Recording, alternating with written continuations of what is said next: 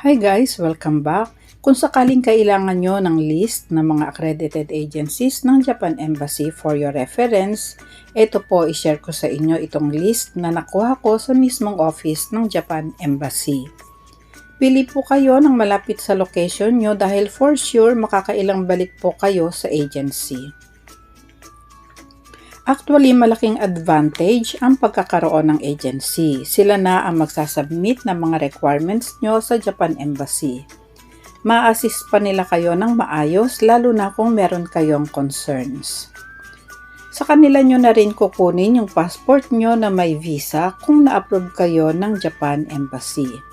Alam nyo guys, few years ago, nung wala pang accredited agencies, madaling araw pa lang kailangan mo na magbiyahe para mauna ka sa pila sa harap ng embassy.